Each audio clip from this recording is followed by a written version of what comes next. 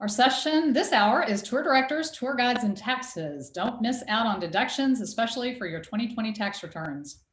Our presenters today are well known in the travel world and are here to offer information that should answer some of your questions on how to manage your taxes for this year of 2020. So I'd like to welcome our speakers today. This is Lisa Curtin from Caldwell CPAs. She will be our facilitator today. She works as Chief Operations Officer at Caldwell, and before that, she worked for 20 years at Bright Spark Travel. With his extensive knowledge of tax codes combined with strong accounting skills, CEO Bill J. Caldwell is able to help clients realize their dreams. Bill Caldwell honed his financial skills during a tenure at the U.S. Department of Army Audit Agency and a successful career at the accounting firm Von Bede. An astute businessman, he recognized his generalist approach to accounting was an asset to small business entrepreneurs. So in 2002, he opened the doors to his accounting practice. Bill consults to the tourism industry on subjects related to tax planning and business succession planning.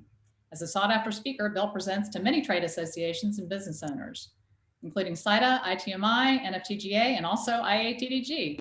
In addition, you can catch Bill on WNIS Radio, where he is featured on the broadcast Ask the Expert. So there is lots to cover today here, Lisa, so it is all yours. All right, well, good morning, everyone. We're really excited to have you with us today, and I know that there are some familiar people that are attending the presentation that have heard Bill speak before, and thank you, Matt Baker, for the shout out to, if you've never heard Bill speak, you definitely want to. So I'm going to turn it over to Bill, who will share his screen, and we'll get started. And Lisa, before I take this turnover, do you want to explain the how we're going to take questions? Absolutely. So if you have a question during this presentation, please go ahead and put it in the chat box. I'm monitoring the chat box, and we will ask the question, or we will answer your questions as quickly as we possibly can. We only have 30 minutes. And for those of you who have heard Bill speak before, you know that lots of questions come out. He really enjoys that. Secondly, if you are unable to get your question answered or were unable to answer it during this 30-minute period, please visit our website, which is CaldwellCPAs.com. That's CaldwellCPAS.com. Go to our live chat feature and go ahead and answer your question in our chat box. And throughout the day, and at any time actually throughout the year, forever into infinity, you can always go to that live chat and ask a question, and we'll get back to you as soon as possible. Fantastic. Well, affinity is a long time, and I'm not quite prepared to sign up for that yet, but I am prepared to sign up for at least the next 30 minutes, which will go incredibly fast. There is a lot to be done, a lot to be said, and a lot to be done here in a brief amount of time, and I do want to leave enough time for questions. So I'm going to go at a fairly good pace. We will take questions, of course, as we go along, and I'm leaving ample time for questions. So if we don't get to them, as Lisa said, hit our website and we'll finish them up there. You don't need me or any other expert to tell you that this has been a decimating event in the tourism industry. And we have a large number of tourism clients and have been trying to help them through this pandemic and all that is going on. There are no bright spots in this, and to call it to refer to a couple of possibilities as a bright spot, really isn't doing justice to it. But there are some opportunities here to rethink the way we've done business in the past, and really that's what a lot of our small businesses and our sole proprietorships are doing. In that, things that we never thought we would deal with in the past, we're now doing now. So that's kind of the way we're going to approach this from a tax point of view, is to try to encourage you to rethink how we're doing things going forward on this. So now really, as we talked about, it's the time to focus on your 2020 taxes. We need to get everything in place by the end of the year so that we're ready to roll and take advantage of everything going forward on this. We will talk about PPPs for those of you who got them briefly. There are, I know, a lot of questions on PPPs and the EIDL, which is the Economic Injury Disaster Loans. My tea leaves are no better than yours, even though our office and my house is within about 10 blocks of the Capitol. It just, you know, we've been waiting for Congress for since July, and nothing has happened. And so we'll talk about that as well. So really, let's start with the fact that the world has changed for the tourism industry, which means that your business has changed, and now there is a wonderful opportunity to see to relook at the kind of business you have been, meaning the kind of entity, whether you're a sole proprietor, whether you're an LLC, whether you're a subchapter S corporation, and say, is that right for you going forward on this? So now is the time to do that. There are a lot of tax benefits for being a subchapter S corporation that do not exist anywhere else in this sole proprietorship / LLC. Those benefits involve really a substantial improvement of your tax infrastructure, meaning filing corporate returns if you're in the United States and things like that. For 2020, it is probably not an issue because I've yet to deal with someone in the tour industry that has a profit in 2020 on this. So it's not an issue, but for 2021, we want to get the wheels in place that when the lights come back on, we will be able to be optimally positioned from a tax point of view going forward for the rest of your career, or as Lisa would say, for infinity. So that's the way we want to look at that going forward as far as tax, your proper structure. And that really is, what kind of entity are you? Are you a sole proprietorship, which is perfectly acceptable if you are making, or you have income of less than $50,000 a year? If you could be an LLC, which is no different from a tax point of view, but at least it provides you some additional liability protection. Or if your income is over $50,000, we really want to look at you being a subchapter S corporation. We would be, as a gift to the tourism industry, which definitely needs a hand right now, a hand up on this.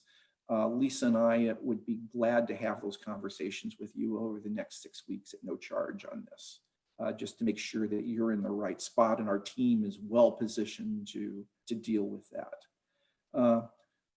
Moving on to tax consequences of unemployment, this is going to be one of those things too that is going to be in flux. Right now, those of you, and which is virtually everyone in the tourism industry, has filed for unemployment, and most of you have received some sort of unemployment, albeit not timely and albeit not enough.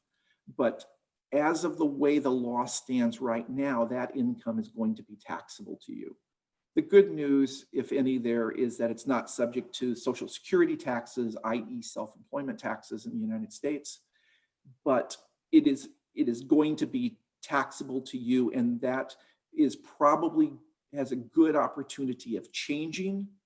We're hoping that in the next tax bill that comes out of Congress, that they're going to deal with this, and many of the states have already started to deal with this as far as making the state tax, from state tax purposes, making that unemployment non-taxable to you. But the majority of the states have not dealt with this issue either. So this is a stay tuned response. We're hoping that Congress and the states will quickly follow suit and make that money that you receive from unemployment compensation non-taxable to you. So we have a couple of questions about that. Okay. You ready for that? Yes, I am. Let's go.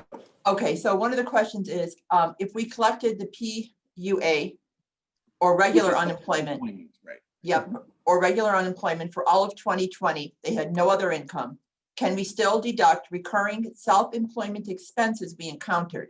For example, website fees, membership fees, etc. Yes, you will still be entitled to do those. And if you're a sole proprietor, you know, you've got those types of expenses that will create a loss on your tax return, which will shelter, that loss will shelter the income from your unemployment compensation or the PUAs. Okay, another question is, please comment Next question, on Lisa? yes. Please comment on mixing the PUA with regular income, and can we claim our regular deductions as an LLC? So it sounds like there's a mix of PUA and regular income. Sure, and I Can they still think I claim? may have just said that, but just to make Yes. sure that I'm clear. Oh, you froze. So I think I answered that. The mixing, as far as whether your state calls it a PUA or whether your state calls it unemployment, it's the same thing and will be reported to you on the same form come next tax season. So so that form, you know, that number will come onto your tax return right now as unemployment compensation. There's a separate line item. For some reason, it keeps freezing.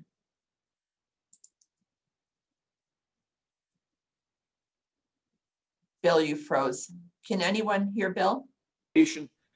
And the loss, let's say that loss is $10,000 and your unemployment is a positive $10,000, that nets to zero. So you would have no tax liability at that point. So I hope that clears.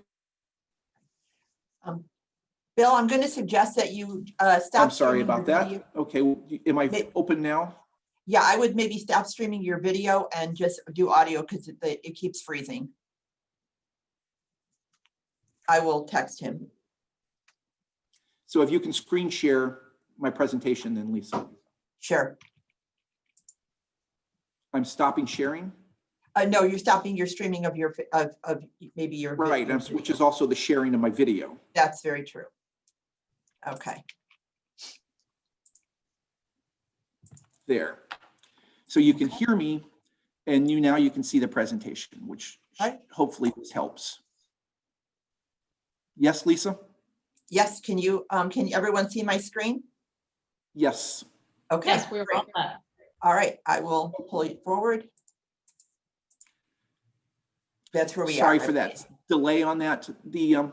I hope you heard the answer. Lisa, did the answer come through on your question? Yes, I believe it did. Okay. The PPP is the elephant in the room these days that we are talking a lot about.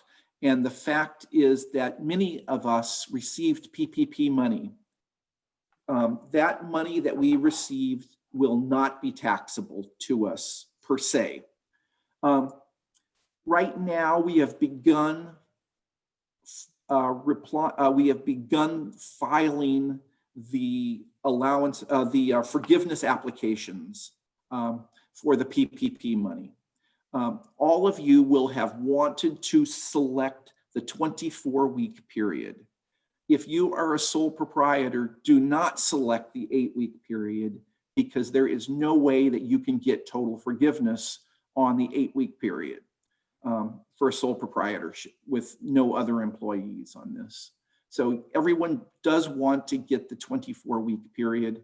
And if we can, if you have employees and you can get to total forgiveness with just your payroll, then I would do that with just your payroll and make life easier.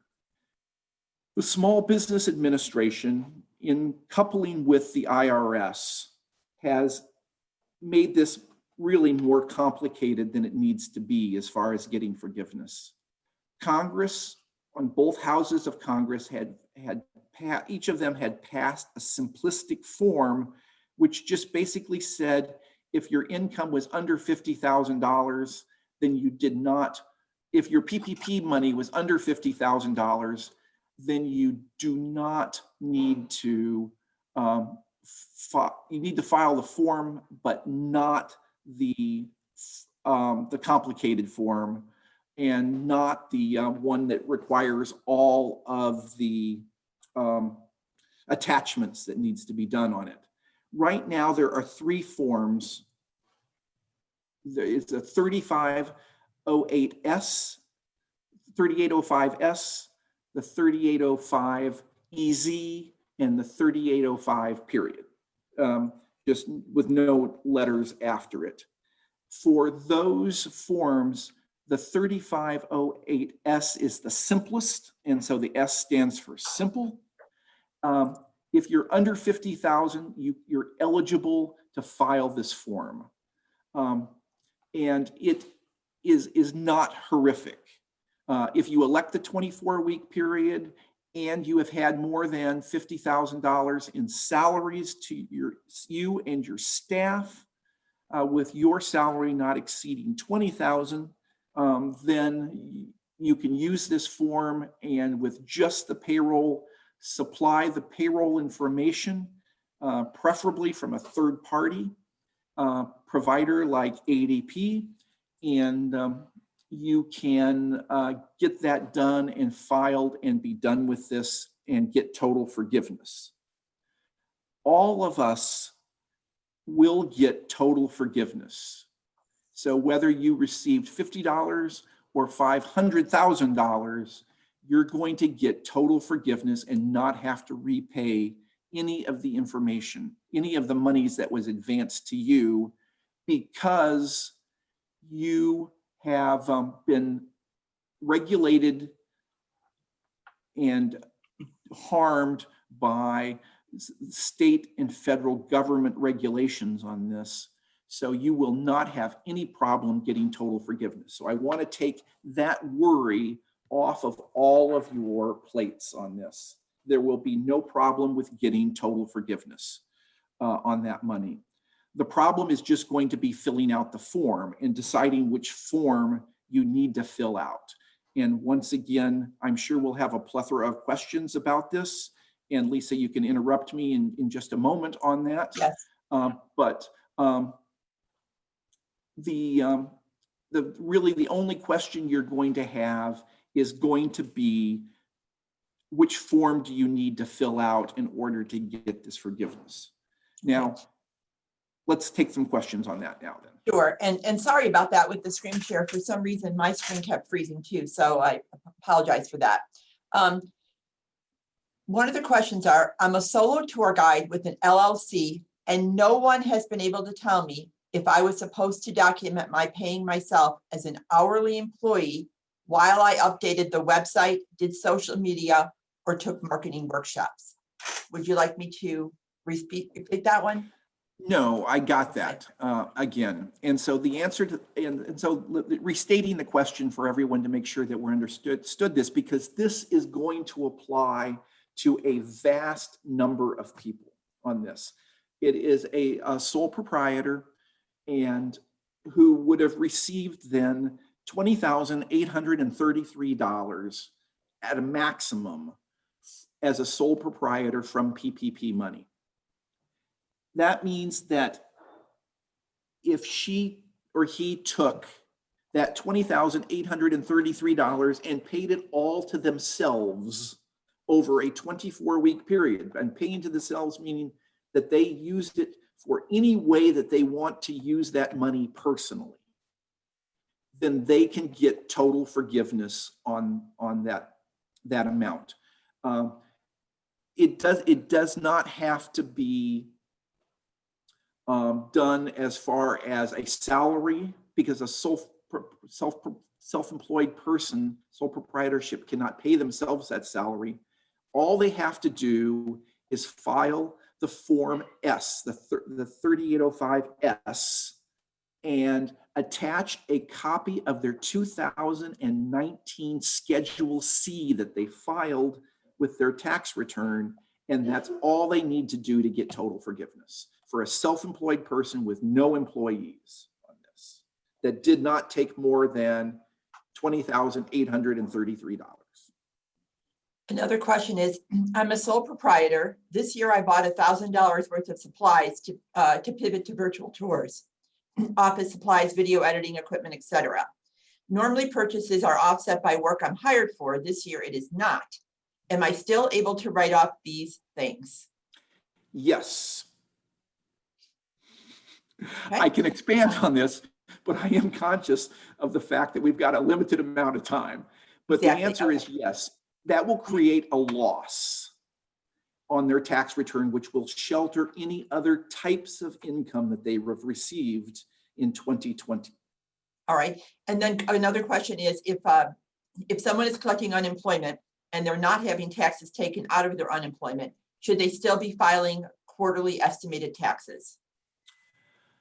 Only if they think they're going to have a tax liability. So a net tax liability. I'm gonna go out on a limb here and just make this easy and say the answer is no. You will not need to file a quarterly tax for 2020, and the reason is technically you're supposed to have, but the IRS has already said they're going to be extraordinarily lenient this year for people impacted by the pandemic. So there will not be. The IRS computers may assess a penalty, but with a simple letter, the IRS is going to waive those penalties. So let's make this easy for everyone and say the answer to the question is that if you have not filed any estimated payments for 2020 yet, there is no need to. I would make sure your return is filed timely by April 15th, and that included in that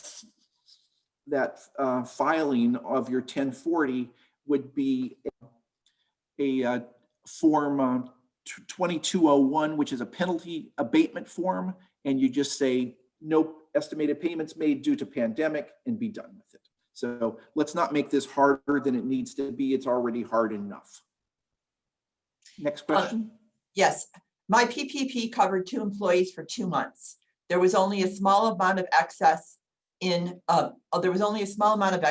of the payroll. What other expenses can be used for this small excess? It can be any rent that you paid for your office, or rent that you paid to yourself for a home office, any utilities associated with that office, any health insurance that was covered that you paid, all of those items would be includable in that number. Okay. The next question is, what do you think the taxes will be on the $600 weekly we got with our unemployment insurance? The federal taxes. Do you have any idea on that? It's right. I think that I'm hopeful that the federal government is going to say that this will be non-taxable income. Presently, it is taxable income. So that income will be taxed as ordinary income under the current law, and whatever your tax rate is going to be for 2020, as you know, it's a graduated tax rate, which goes up in stair steps, starting at 7% and going to a high of 37%. So whatever your tax rate is going to be, it's going to be on that unemployment as the law stands right now. I am optimistic that we'll see some change in that law between now and February. All right. If expenses are higher than income, do you think it will still result in a refund? This person is an LLC. So no, yes and no. So this is a typical accountant answer to your question. Is it depends. If you have a net loss, and if you have a net, well, let me just rephrase this. We're going to cover this as our next slide. This is, and let's just take this as a segue into it, and we'll backfill the questions because I want to make sure we get this covered in the next 5 minutes, which is all we have left on this.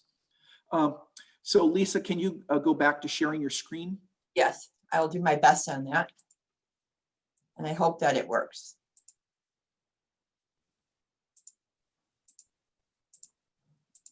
So as she pulls this up, what we're going to talk about is this concept called net operating losses, or NOLs, as they are called by people in the know.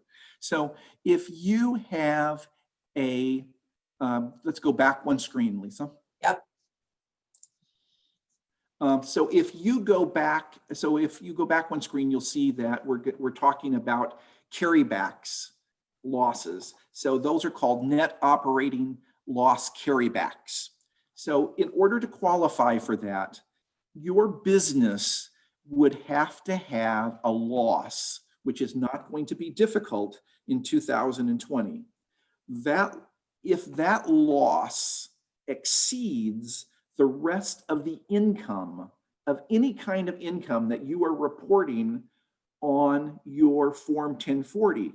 And so if you're a single taxpayer and you have, let's say, a $30,000 loss, meaning that you've incurred expenses, business expenses of $30,000 and basically had no income, and you have no other income from any other source, unemployment, other wage income, dividend income, interest income, rental income, any other types of income.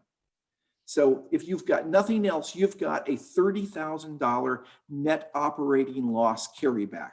So what you can do with that $30,000 is go back to your 2015 return and basically refigure your taxes with a $30,000 loss in 2015, and that will create a refund.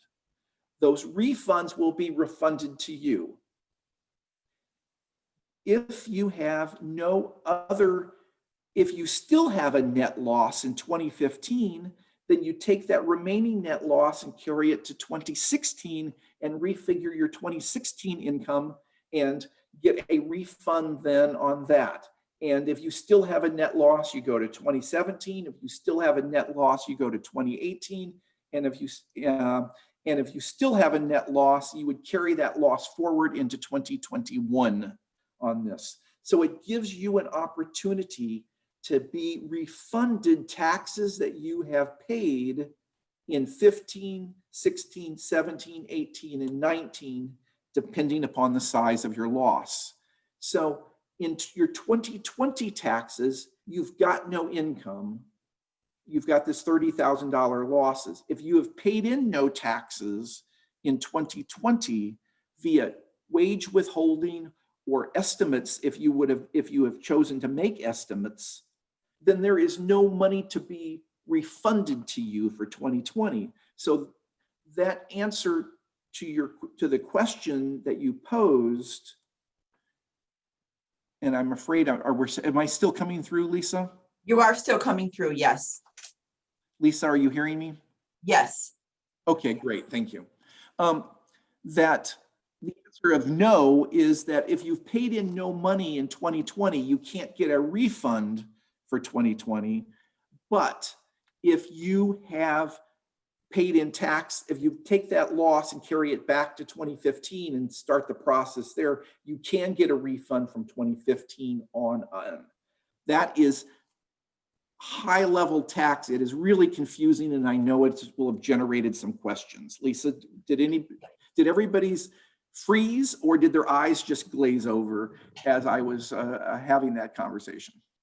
All right, so what we can do, and I hope Bill can hear this, there are a lot more questions that have come in, and I've been trying to copy and paste them into a Word document as we went along so that we can get back to you. Please go ahead and reach out to us on our website. I'm going to type it in again one more time so everyone has it. And then Karen has asked if we could do a follow-up webinar, because we obviously know that you have a lot of questions and 30 minutes just is not enough time.